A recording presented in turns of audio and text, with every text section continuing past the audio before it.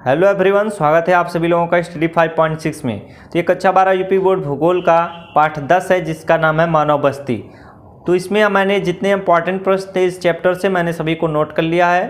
अगर आप लोग भी नोट करना चाहें तो नोट कर सकते हैं। तो चलिए शुरू करते हैं इनको समझने की। पहला है ग्रामीण बस्ती किसे कहते हैं। तो आप उत्तर लिखेंगे ग्रामीण बस्तियां छोटे आकार की होती हैं जिसमें प्राथमिक कार्य जैसे कृषि, खनन, मत्स्य, वानिकी आदि कार्य क्या होते हैं किए जाते हैं। जहां पर आपको ऐसे कार्य मिले वो कौन सी बस्तियां कहलाएंगी, ग्रामीण बस्तियां। अगला प्रश्न है इससे कि नगरीय बस्ती किसे कहते हैं। तो जिन बस्तियों के निवासी भूमि के विदोहन पर निर्भर न रहकर अन्य सेवाओं जैसे उद्योग पर, परिवहन पर, व्यापार पर, शिक्षा, चिकित्सा, न्याय तथा प्रशासन आदि पर क्या होते हैं, निर्भर रहते हैं, उन्हें नगरीय बस्ती कहा जाता है। अगला प्रश्न है आपका भारत की मेगा सिटी कौन से हैं। यह आपका बहुविकल्पी में पूछा जाता है। मुंबई, दिल्ली तथा कोलकाता ये क्या है, मेगा सिटी के अंतर्गत आते हैं। अब आपके जो प्रश्न आएंगे वो दीर्घोत्तरीय प्रश्न रहेंगे। ये आपका प्रश्न जो है दीर्घोत्तरीय प्रश्न है। प्रश्न क्या बोल रहा है कि आकृति के आधार पर बस्तियों का वर्गीकरण प्रस्तुत कीजिए। देखिए बोर्ड एग्जाम में बहुत ही ध्यान से प्रश्न को पढ़िएगा। यहाँ पर आपसे ये नहीं कह रहा है कि ग्रामीण बस्तियों का वर्गीकरण कीजिए, न ही आपको कह रहा है कि नगरीय बस्तियों का वर्गीकरण प्रस्तुत कीजिए। आपसे बोल रहा है कि आकृति के आधार पर बस्तियों का वर्गीकरण कीजिए। तो आकृति के आधार पर बस्तियाँ दो ही प्रकार की वर्गीकृत की गई हैं। पहला संहत बस्ती, दूसरा है प्रकीर्ण बस्ती। तो पहले हम देखेंगे संहत बस्ती किसे कहते हैं, उस पॉइंट डाल देंगे और उसके बारे में लिखेंगे। इस प्रकार की बस्ती में मकान एक दूसरे के क्या होते हैं, समीप में होते हैं। सामान्यतः ऐसी बस्तियों का विकास उपजाऊ मैदानों या नदी घाटी के सहारे मिलता है। इन बस्तियों में रहने वाले लोग मिलजुल कर रहते हैं। अगली पॉइंट आप लिखेंगे प्रकीर्ण बस्ती। इसके बारे में भी आपको लिखना पड़ेगा। इस प्रकार की बस्ती में मकान एक दूसरे से क्या दूर रहते हैं तथा दो मकानों के मध्य प्रायः खेत मिलते हैं। इस प्रकार की बस्ती में एक पूजा स्थल या बाजार बस्ती के विभिन्न घरों को परस्पर क्या करता है, जोड़ता है या बांधता है। अगला प्रश्न है आपका, यह भी दीर्घोत्तरीय प्रश्न है। आकृति के आधार पर ग्रामीण बस्तियों का वर्गीकरण प्रस्तुत कीजिए। अब देखिए यहाँ पर आपसे पूछा है कि आकृति के आधार पर क्या ग्रामीण बस्तियों का वर्गीकरण आपको प्रस्तुत करना है। तो आकृति के आधार पर ग्रामीण बस्तियों का वर्गीकरण निम्नलिखित है। रैखिक प्रतिरूप पहला पॉइंट इसमें लिखेंगे। इस प्रकार के प्रतिरूप में मकान सड़क, नदी, नहर, तटबंधों अथवा घाटी के किनारे क्या होते हैं, स्थापित होते हैं। दूसरा पॉइंट आप लिखेंगे आयताकार या चौकपट्टी प्रतिरूप। दो सड़कों के समकोण मिलन स्थल पर इस प्रकार के प्रतिरूप का विकास होता है। इस प्रकार के प्रतिरूप में मकान का निर्माण प्रायः दो सड़कों के किनारे क्या होता है, होता चला जाता है। अगला पॉइंट आप लिखेंगे तारे के आकार का प्रतिरूप।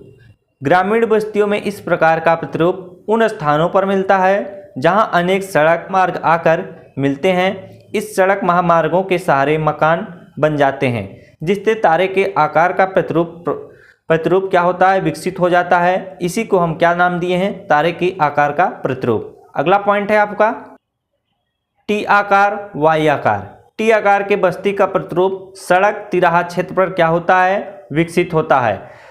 इसी में देखिए एक पॉइंट, दो पॉइंट आपको और मिलेंगे वाई आकार। तो वाई आकार के बस्ती का प्रतिरूप उन क्षेत्रों में मिलता है जहां पर दो मार्ग आकर क्या तीसरे मार्ग से मिलते हैं।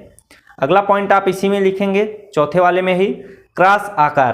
क्रॉस आकार के बस्ती का प्रतिरूप ऐसे चौराहा क्षेत्रों पर मिलता है जहां चारों दिशाओं से आने वाली सड़कें क्रॉस के रूप में एक दूसरे से मिलती हैं। अब आपका अगला पॉइंट है पांचवा वृत्ताकार प्रतिरूप।